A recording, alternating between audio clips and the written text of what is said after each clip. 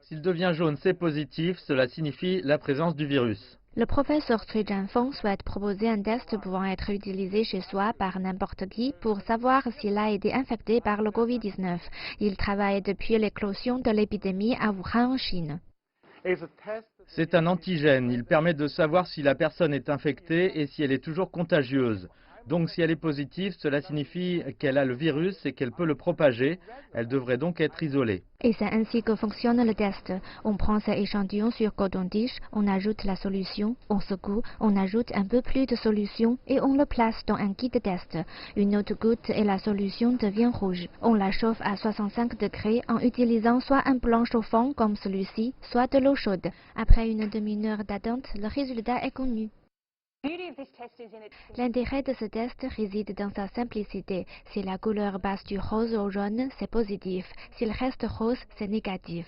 L'équipe ici vise à faire en sorte que cela soit si simple qu'on puisse le faire soi-même chez soi.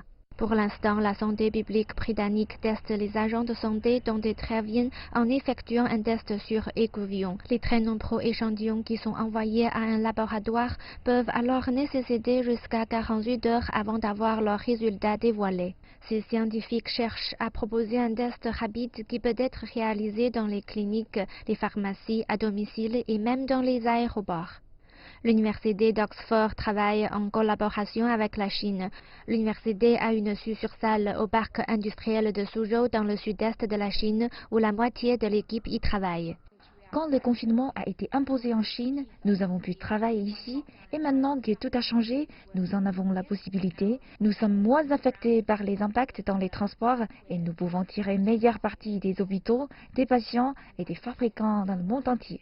Le monde entier est intéressé par un tel test.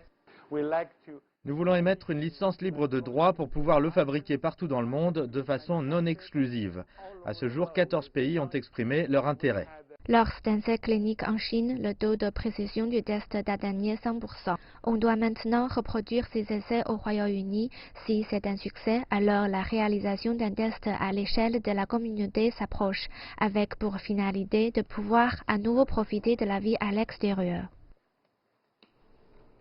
L'autre défi auquel le Royaume-Uni et le reste du monde sont confrontés est le développement d'un test anticorps. Ce test détecte la quantité d'anticorps présents dans le plasma sanguin des patients précédemment infectés par le Covid-19. Cela est considéré comme la clé pour permettre un retour de la population au travail.